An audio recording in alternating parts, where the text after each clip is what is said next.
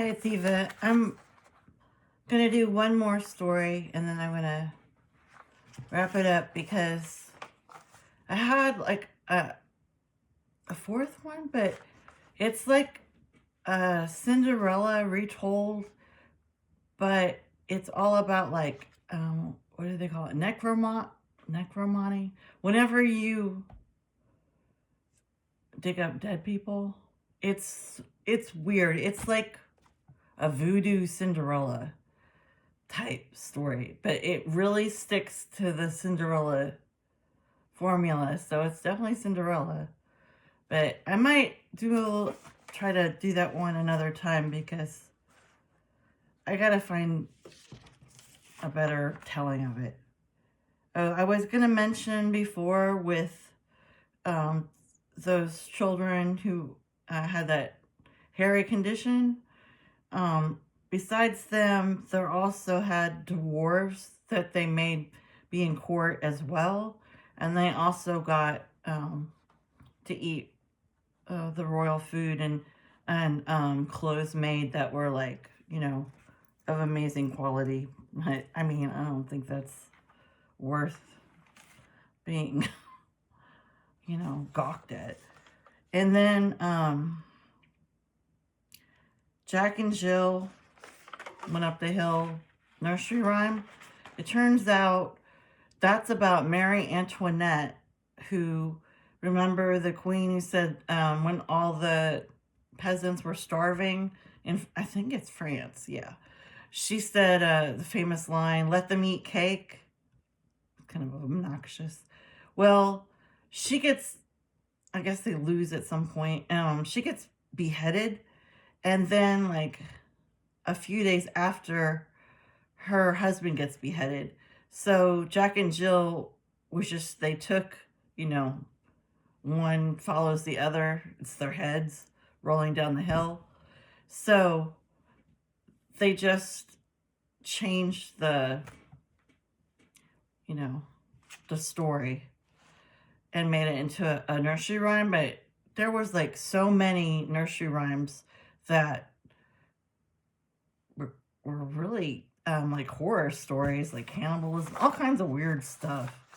But they're all returned into, something for children. Like originally, a lot of these stories, they weren't written for children. They're written, I guess, like when people are around the fire, and telling stories, I guess. But let me do the Pig King. All right. So there's a king and queen, and they've been trying for 7 years to have a child, and they haven't been successful. So they have these 3 fairies come, which is kind of the same scenario with Sleeping Beauty, because there was three good fairies then. But this one's not a very good fairy. They're supposed to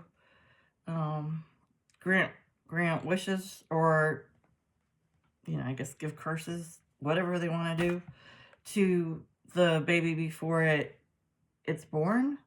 And so the first 2 say like super nice things, like they have an amazing singing voice, or the other one, like he plays an instrument. I don't know, like they're really ordinary things. And then the 3rd fairy comes up and she says, yeah, he's going to be born as a pig.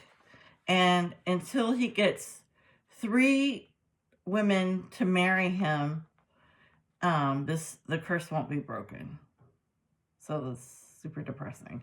So she has the baby, and of course it's a piglet, and it grows up, and it wallows in the mud, but it comes in also and tries to act like the other family.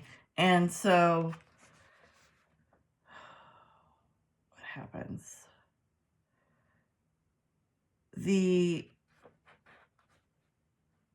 pig knows that it has to get married, so it convinces the mom or whatever to arrange, think I've said whatever like 8 times in this video, to arrange a marriage. So she finds a poor lady in the village and who has older daughters who've never been married, and they want to be married. So she convinces one of them to marry him. So she does. And like on I think it's like their honeymoon, he tramples her to death. Then I don't know what excuse he gives. Then the second sister, who's also outrun her time she was supposed to have been married off, agrees to it, and same thing happens to her. Well, there's one more sister left. I don't know if they're paying this woman or what, but she gets him also.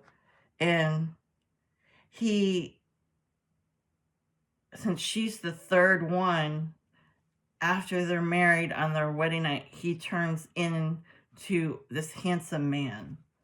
So she goes to bed with a pig, and then she ends up waking up to like this handsome guy. And that's the true form of her husband. But something about how the curse goes or something, like, this is an Italian folklore. He still has to, during the day, wear his pig skin as a mask and pretend he's still a pig. But then every night she gets to sleep with him as this hot guy. And I mean, she doesn't seem to be complaining. And then someone I guess her, tells the king and queen that if they want to see their son, they can come to her bedchambers. And so they do, and they get to see their son again. So that's nice. But I don't know why, like Beauty and the Beast, he's permanently a man again. But a lot of these stories are just, they're out there. Because a lot of them were a hodgepodge of different folk tales that people told each other. So they weren't like somebody sat down and composed a story. And there were also these like horrible events going on in Europe during these times. Like, there's a lot of really disgusting fairy tales sort of written around the time of the famine. And that's when Hansel and Gretel was written. And in Hansel and Gretel, the mom dies, of course, because like every freaking story, the biological mom dies. And then he remarries, of course, a stepmother who's not nice. And so she convinces him for them to walk the children into the woods because they don't have any food. Like, there's a huge famine. Like, there's because water didn't come, so they can't have their crops come up.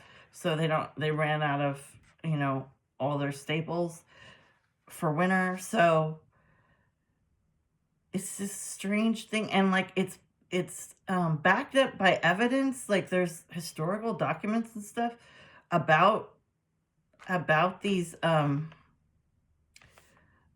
I don't know what you want to call it, like parents there's some word for it, parents abandoning their children on purpose, or, this is gross, eating their elders in the village because there was nothing else to eat. And so they would just kill the oldest people. And so with the kids, they would take the kids out into the woods and let them loose on their own. And then I suppose they were supposed to eat wild berries or something, or I don't know what, or learn how to hunt with nothing, like no tools. But it's like, it's weird. It's like, why? I mean, aren't parents always like doing everything for their children? Like, why won't they leave the children at the house? Like, because they're not like little toddlers or anything. These are like 10-year-olds and stuff. That Anyway, that's what they do. Um, so like that had to do with the famine. So like there's just a lot of stories that relate to like huge, big, dark things that were happening, like plagues and stuff. Um, and the witch trials. Like there's all kinds of stuff where it's like people would create more of these stories during these bad times. So what's the story? We already did the Pig King. And oh, Peter Pan. I'm not going to do the story, but it's really, I have to do more research on it. Peter Pan is like, I guess he's a little bit of like the original story or folktale that came before the story was written by a proper author. I mean, he's a bit of a psychopath. He's apparently the one who cut off Hook's hand and fed it to the crocodile. Like the crocodile didn't attack him. And it was because, I don't know, they were having a fight about something. And so that's what Peter Pan did.